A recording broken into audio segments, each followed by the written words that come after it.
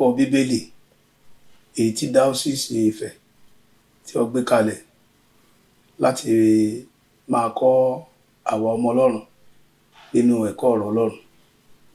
Pẹ̀lú mi ní ọjọ́ òní tí a jọ wà lórí ètò yìí, orúkọ tèmi ni Venerable Benjamin Ayégúnlẹ̀. Àwọn tí a jùjọ máa fi ọ̀rọ̀ jomitoro ọ̀rọ̀ nínú ẹ̀kọ́ bíbélì tòní ní apá ọ̀tún mi. Reverend Kano Babatunde Akinremisi. Ẹ káàbọ̀ sà. Yes, sir. Ní apá àlàáfíà mi. Mrs. Tomi Akinbami. Ẹ káàbọ̀ màmá. Ṣé àlàáfíà ni? Ẹ̀kọ́ bíbélì èyí tí a máa gbé yẹ̀wò lónìí, àkòrí pàtàkì òun náà ni oore ọ̀fẹ́ ìfifúnni. Ẹ̀ka àkòrí àwọn ọ̀nà ìfifúnni ní àwùjọ Kristẹni. Kókó ẹ̀kọ́ tí a ó gbé yẹ̀wò lónìí òun ni ṣíṣe ìfifúnni fún àwọn ìránṣẹ́ Ọlọ́run. Ṣíṣe ìfifúnni fún àwọn ìránṣẹ́ Ọlọ́run. Ẹ jẹ́ kí a gbàdúrà. Bàbá wa àti Ọlọ́run wa, Ọlọ́run ọ̀rọ̀, a gbé ọ̀gá fún oore ọ̀fẹ́ tó tún fún wa lónìí láti jíròrò nínú ọ̀rọ̀ rẹ, láti ṣàṣàrò nínú ọ̀rọ̀ rẹ. A dúpẹ́ fún àánú èyí tí a ń rí gbà nígbà gbogbo. Ọba ayérayé, a gbé yín ga, Olúwa gba ọpẹ́ wa. Àmín. Ǹjẹ́ bá a ti ń lọ nínú ọ̀rọ̀ yín láti jíròrò, láti ṣàṣàrò lórúkọ Jésù, Olúwa ẹ darapọ̀ mọ́ wa. Àmín. Ọ̀rọ̀ rẹ, Olúwa ẹ wá fi yé wa. Àmín. Ọ̀rọ̀ rẹ, ẹ jẹ́ kó ṣí wa lójú. Àmín. Ká lè mọ tọ́tọ́ láti ṣe. Àmín. Ògo ni fún orúkọ rẹ. Hallelujah. Ní Hallelujah. orúkọ Jésù Kristi, Olúwa wa. Àmín. Gẹ́gẹ́ bí a ti sọ ṣáájú, kókó ẹ̀kọ́ èyí tí a ń gbéyẹ̀wò òun náà ni ṣíṣe ìfifúnni fún àwọn ìránṣẹ́ Ọlọ́run. Ibi kíkà wa, ipa méjì ni. Àkọ́kọ́, ìwé àwọn ọba kìíní orí 17 ẹsẹ̀ 8 sí 16 àti lẹ́tà Paul sí àwọn ará Galatia orí 6 ẹsẹ̀ 9. Bàbá wa Reverend Canon Babatunde Akinremisi wọ́n bá wa ka ìwé àwọn ọba kìíní orí 17 ẹsẹ̀ 8 sí 16. Ìwé àwọn ọba kìíní orí 17 ẹsẹ̀ 8 kà báyìí. Ọ̀rọ̀ Olúwa tọ̀ wá wípé, dìde, lọ sí Sáréfátì ti Sídónì, kí o sì máa gbé ibẹ̀. Kíyèsí, èmi ti pàṣẹ fún obìnrin opó kan níbẹ̀ láti máa bọ́ ọ. Òun sì dìde, ó sì lọ sí Sáréfátì. Nígbà tó sì dé ibodè ìlú náà, kíyèsí, obìnrin opó kan ń ṣa igi jọ níbẹ̀. Ó sì ké sí i, ó sì wí pé, jọ̀ọ́ bu omi díẹ̀ fún mi wá nínú ohun èlò, kí èmi kí ó lè mú. Bí ó sì ti ń lọ bù ú wá, ó ké sí i, ó sì wí pé, jọ̀ọ́ mú òkèlè oúnjẹ díẹ̀ fún mi wá lọ́wọ́ rẹ. Òun sì wí pé, bí Olúwa Ọlọ́run rẹ ti wà, èmi kò ní àkàrà, ṣùgbọ́n ìkúnwọ́ ìyẹ̀fun nínú ìkòkò àti òróró díẹ̀ nínú kólòbó. Sì kíyèsí, èmi ń ṣa igi méjì jọ, kí èmi kí ó lè wọlé lọ, kí èmi kí ó sì pèsè rẹ̀ fún mi àti fún ọmọ mi, kí àwa lè jẹ ẹ́, kí a sì kú. Èlíjà sì wí fún un pé, má bẹ̀rù, lọ, kí o sì ṣe gẹ́gẹ́ bí o ti wí, ṣùgbọ́n kí o tètè kọ́ ṣe àkàrà kékeré kan fún mi nínú rẹ̀ náà, kí o sì mú un fún mi wá. Lẹ́yìn náà kí o ṣe tìrẹ àti ti ọmọ rẹ. Torí báyìí ni Olúwa wí, báyìí ni Olúwa Ọlọ́run Ísírẹ́lì wí, ìkòkò ìyẹ̀fun náà kì yóò ṣófo, bẹ́ẹ̀ ni kólòbó òróró náà kì yóò gbẹ, títí di ọjọ́ tí Olúwa yóò rọ òjò sí orí ilẹ̀. Ó sì lọ, ó ṣe gẹ́gẹ́ bí ọ̀rọ̀ Èlíjà, àti òun àti obìnrin náà àti ilé rẹ̀ jẹ ní ọjọ́ púpọ̀. Ìkòkò ìyẹ̀fun náà kò ṣófo, bẹ́ẹ̀ ni kólòbó òróró náà kò gbẹ, gẹ́gẹ́ bí ọ̀rọ̀ Olúwa tí ó ti ipa Èlíjà sọ. Ẹ ṣé. Màmá wa Tómi Akínbámi wọ́n bá wa ka Galatians chapter 6 verse 6. Ṣùgbọ́n kí ẹni tí à ń kọ́ nínú ọ̀rọ̀ náà máa pèsè ohun rere gbogbo fún ẹni tí ń kọ́ni. Ẹ ṣé. èròǹgbà wa fún ẹ̀kọ́ yìí ò ní àkọ́kọ́ láti kọ́ àwọn Kristẹni pé ṣíṣe ìfifúnni fún àwọn ìránṣẹ́ Ọlọ́run ó jẹ́ ojúṣe pàtàkì. Èròǹgbà kejì, láti kọ́ àwọn Kristẹni pé ṣíṣe èyí kan náà ó máa ń fa ìbùkún ọ̀pọ̀lọpọ̀. Pẹ̀lú ibi tí a kà, ibi méjèèjì tán ti kà fún wa, ìfáàrà wa fún tòní,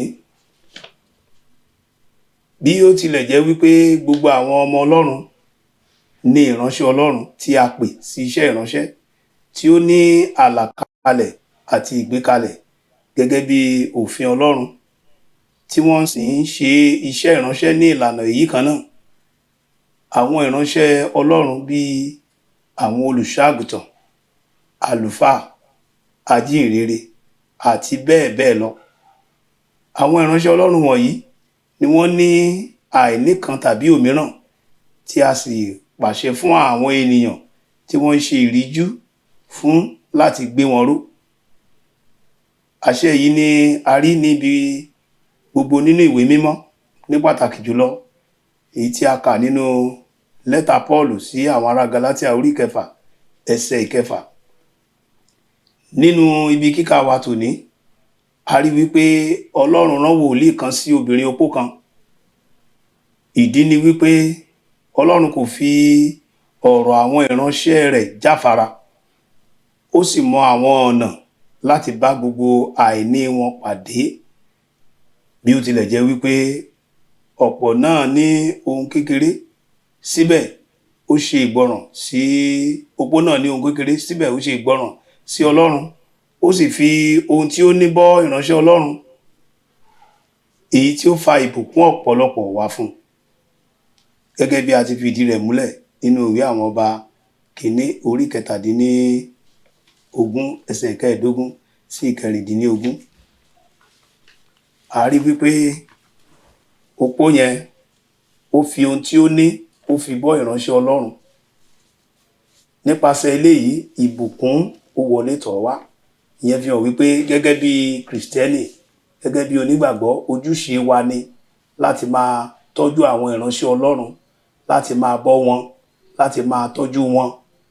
Ọ̀pọ̀lọpọ̀ tí ẹ máa ń wò, wọ́n á rò wípé àwọn ìránṣẹ́ Ọlọ́run wọ́n ní wọ́n ti ní ànító àti àníṣẹ́kù. Wọ́n á nítorí ìdí èyí wọn ò tún nílò láti fi fún wọn mọ́. Eléyìí kò rí bẹ́ẹ̀. Ojúṣe wa ni, àṣẹ ni láti ọ̀dọ̀ Ọlọ́run láti máa tọ́jú àwọn ìránṣẹ́ Ọlọ́run, láti máa fi fún wọn. Ó ṣe pàtàkì nítorí pé wọ́n ti gba iṣẹ́ náà ní kíkú àti ní yíyè. Wọn ò lóko, wọn ò dẹ̀ ní odò. Ṣùgbọ́n iṣẹ́ ìránṣẹ́ láti máa tọ́jú agbo ìjọ Ọlọ́run, òun ni wọ́n wà fún.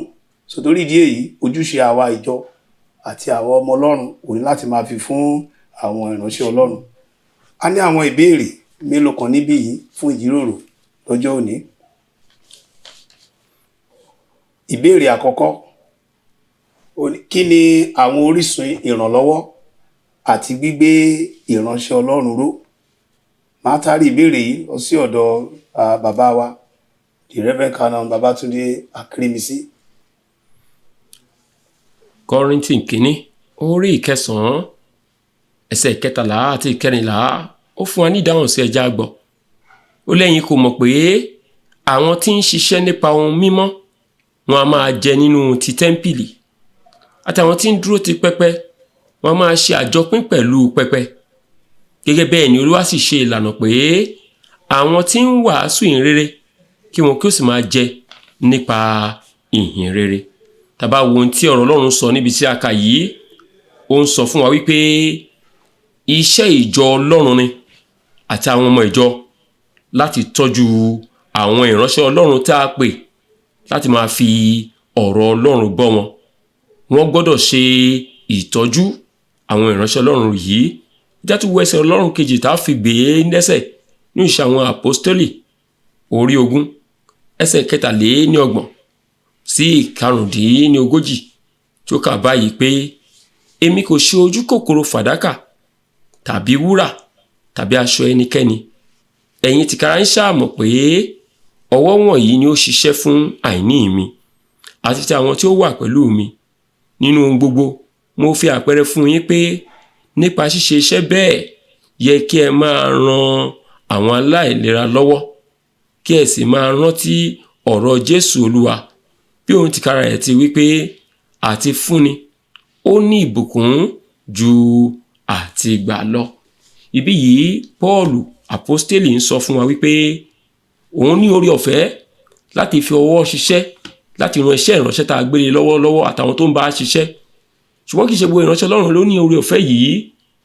A fún àwọn kan lórí ọ̀fẹ́ àti ṣiṣẹ́ mìíràn mọ́ iṣẹ́ ìránṣẹ́ Ọlọ́run. A ò sì fún àwọn míì náà ní oore ọ̀fẹ́ bí kò ṣe ti ìjọ. So a rí i pé fún ìránṣẹ́ Ọlọ́run tá a bá fún ní oore ọ̀fẹ́ láti ṣiṣẹ́ míì mọ́ iṣẹ́ tirẹ̀, ó ní àǹfààní láti ṣe èyí. Ṣùgbọ́n èyí ò sọ wípé ìjọ náà ò gbọdọ̀ tọ́jú rẹ̀, torí wípé ìránṣẹ́ Ọlọ́run sì ni irú ẹni bẹ́ẹ̀. So oríṣi ìrànlọ́wọ́ fún àwọn ìránṣẹ́ Ọlọ́run ní ìjọ àti fún oore ọ̀fẹ́ fún àwọn tó bá ní àǹfààní àti ṣiṣẹ́ ara kún iṣẹ́ Ọlọ́run. Ẹ ṣé púpọ̀ bàbá wa nínú Olúwa. Bóyá màmá wa, màmá Tómi Akínbámi, bóyá àwọn náà ní àfikún lórí tí bàbá wa ti sọ yìí. Ẹ ṣé atọ́kùn. Gẹ́gẹ́ bí bàbá ti sọ, orísun tó wà fún àwọn ìránṣẹ́ Ọlọ́run láti máa ṣe ìtọ́jú wọn ọkùnrin tóbìnrin, ẹni tó lówó àtẹni tó kù díẹ̀ káàtó fún. Tẹ́ bá obìnrin tí wòlíì Èlíjà lọ bá yẹn, a ó rí wípé ìwọ̀nba kékeré ló ní. Nínú ìwọ̀nba kékeré tó ní yẹn, òun ló ti fi fún Ọlọ́run, ló ti fi fún ìránṣẹ́ Ọlọ́run. Nípa báyìí kò kúkú ṣaláìní. Ọlọ́run fúnra ara ẹ̀ ó sọ àìní yẹn, ó yí àìní yẹn padà, ó sọ di ọ̀pọ̀. Nítorí náà orísun ìbùkún fún àwọn ìránṣẹ́ Ọlọ́run, òun náà ni àwọn ọmọ ìjọ. Wọn á tún máa wojú Ọlọ́run, ṣùgbọ́n eléyìí tó ṣe pàtàkì jùlọ òun ni àwọn ọmọ ìjọ. Nítorí ọ̀pọ̀lọpọ̀ wọn, gẹ́gẹ́ bí bàbá wa ṣe sọ, ọ̀pọ̀lọpọ̀ wọn ni ò ní orí ọ̀fẹ́ láti ṣiṣẹ́ mìíràn. Tá bá dẹ̀ wò, a ó rí wípé àwọn tí wọ́n ń sanwó oṣù fún nínú wọn, owó gbàmábínú òun ni wọ́n ń gba owó táṣẹ́rẹ́.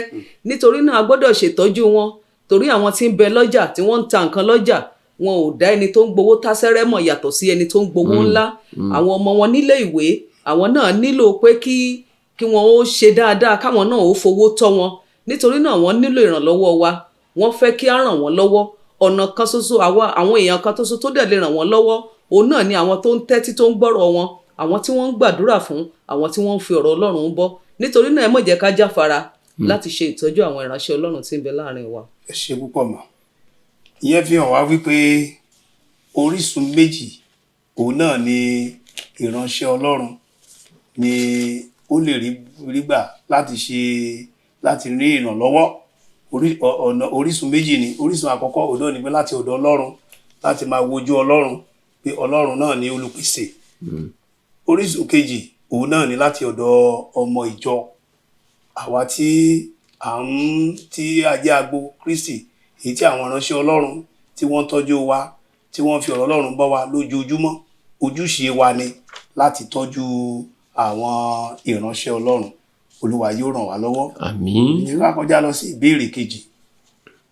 Ìbéèrè kejì, ó ní ìjẹ́ ó tọ́nà kí ìránṣẹ́ Ọlọ́run máa béèrè fún ẹ̀tọ́ rẹ̀, tàbí ó yẹ kí àwọn ènìyàn tí ó ṣe ìránṣẹ́ láàárín wọn mọ ẹ̀tọ́ kó tó di wípé ó béèrè.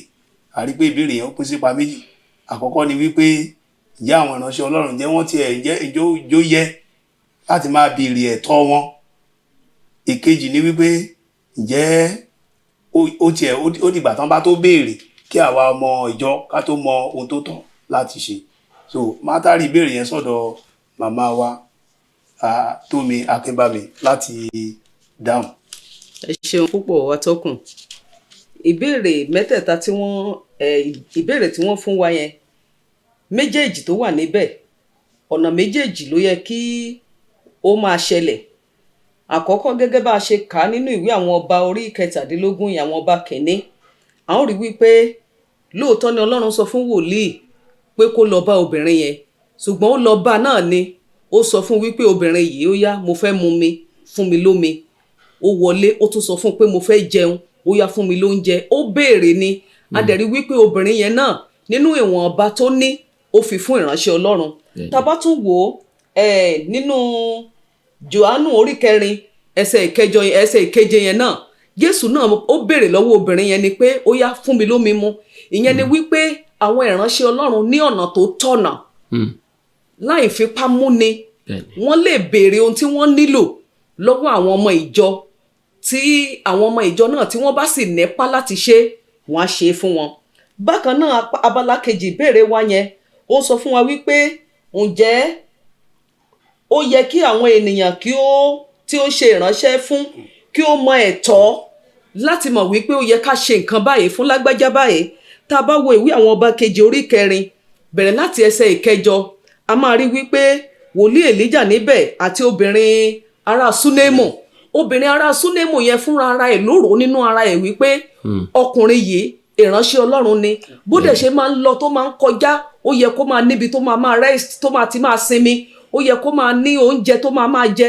Obìnrin yìí fúnra ẹ̀ ló pé mo wòye pé ìránṣẹ́ Ọlọ́run ni ọ́, máa yabilẹ̀ kọ̀ọ̀kan kó máa jẹun, máa yabilẹ̀ kọ̀ọ̀kan kó máa sùn. Ó fi hàn wípé àwa tá a jẹ́ ọmọ ìjọ àwa náà lè wò ó pé kí ni ìránṣẹ́ Ọlọ́run tó wà láàrin wa kí ló nílò. Ǹjẹ́ ó ti sanwó iléèwé àwọn ọmọ ẹ̀ ní àkókò tá a wà yìí? Ǹjẹ́ wọ́n tiẹ̀ lóúnjẹ ńlé? Mo wòye wípé àwọn ọmọ ẹ̀ wọn oúnjẹ tó ṣe tó. Ǹjẹ́ ó tiẹ̀ ṣe báyìí? Àwa náà lè wò ó ara ìránṣẹ́ Ọlọ́run wa ò yá a sì jẹ́ dókítà, kò yẹ kí ó ṣẹ̀ṣẹ̀ wá sọ fún wa wípé nǹkan báyìí a lè béèrè lọ́wọ́ wọn pé ẹ wò ó kí la lè ṣe fún yín. Nítorí náà ó lẹ́tọ̀ọ́.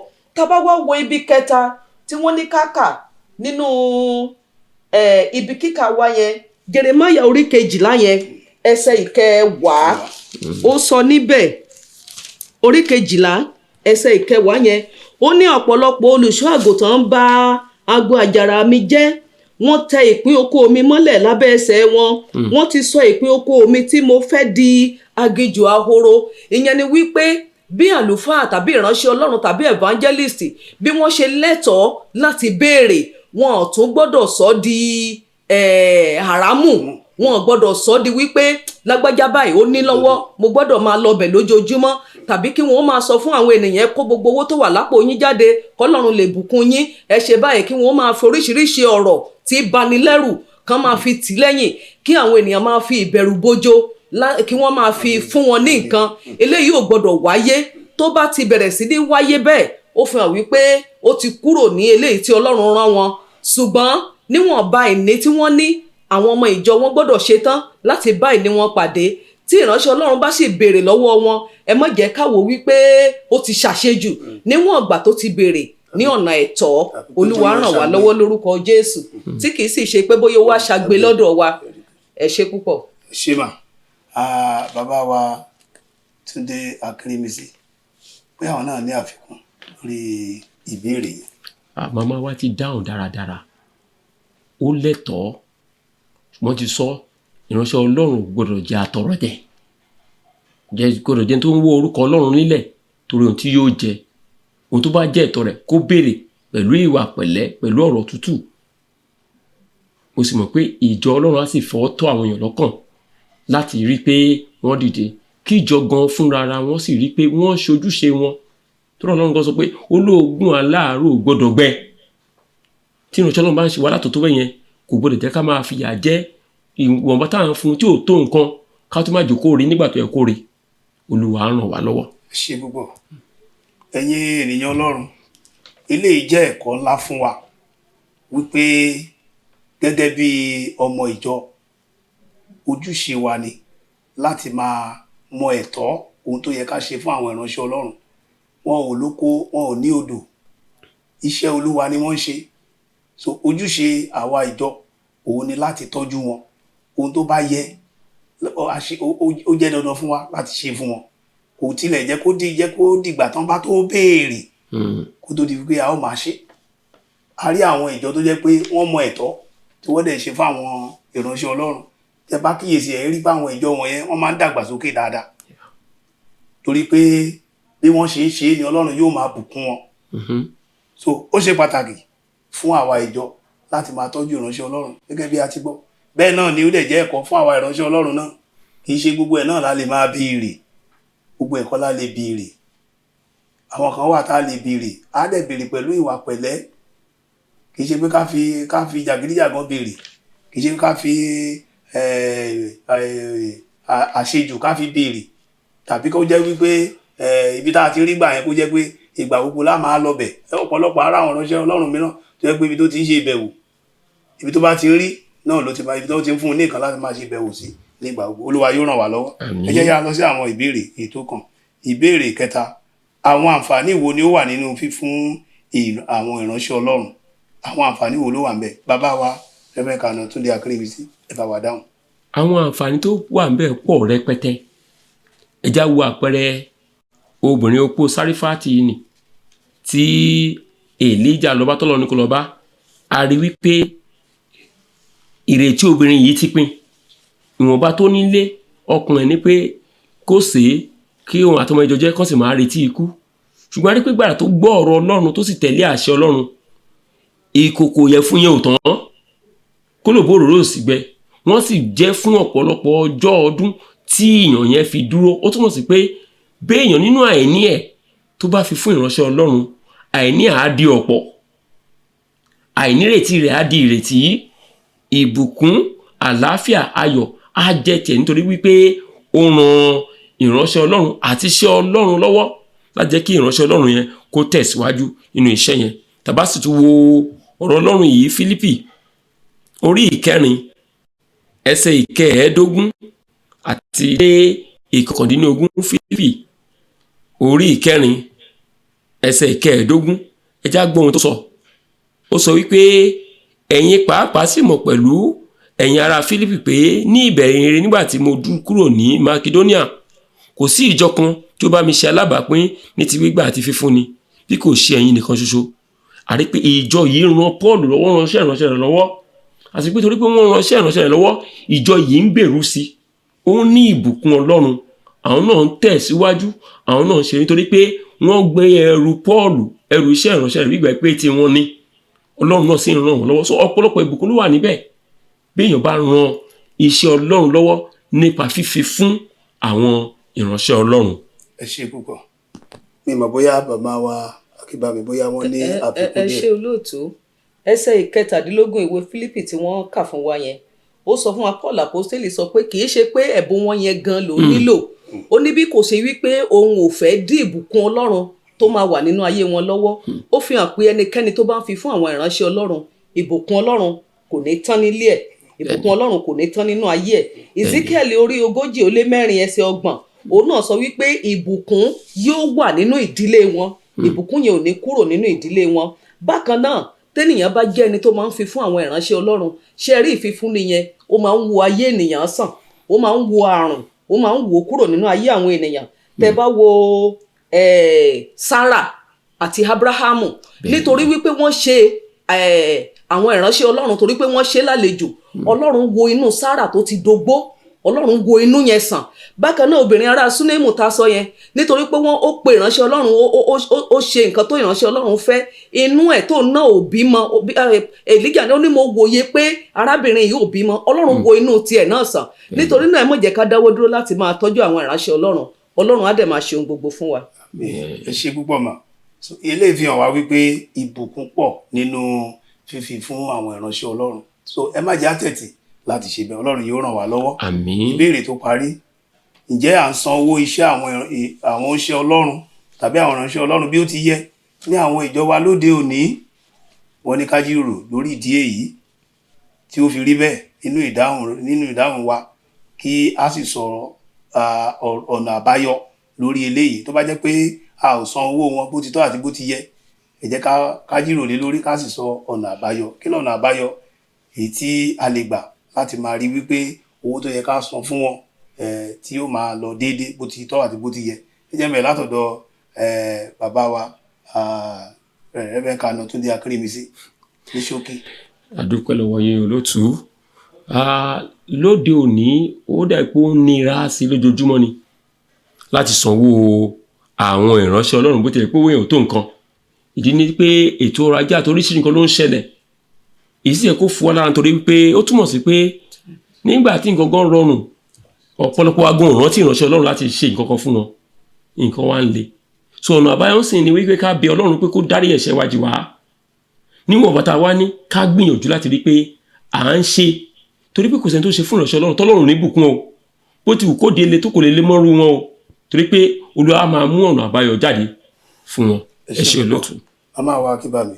tá a bá ní ká wò ó, a rí i pé àwọn olórí wọ́n ń tíráì, wọ́n ń ṣe ìwọ̀nba tí wọ́n lè ṣe nípa sísan owó ọ̀yà wọn, ṣùgbọ́n tí a bá ní ká tí wọ́n fi agagbága pẹ̀lú àwọn akẹgbẹ́ wọn nígboro, àwọn rí wípé ohun tí wọ́n ń gbà kò tó nǹkan kan rárá, tí òye kan náà ni àwọn tó ń ṣe nǹkan nígboro ni wọ́n dẹ̀ ń ṣe fún wọn.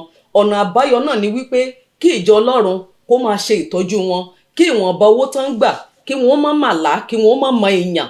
Ọlọ́run á dẹ̀ ràn wá lọ́wọ́. àmín. ṣé ní ọ̀rọ̀ ìparí, Ọlọ́run máa ń ṣe ìtọ́jú àwọn ìránṣẹ́ rẹ̀ nítorí òun ni ó pè wọ́n sí iṣẹ́ ìránṣẹ́. Ní ìgbà mìíràn àwọn ìránṣẹ́ yìí máa ń fi gbogbo ìgbé ayé wọn sin Ọlọ́run nínú iṣẹ́ ìsìn. Ó wá yẹ kí ó jẹ́ ojúṣe àwọn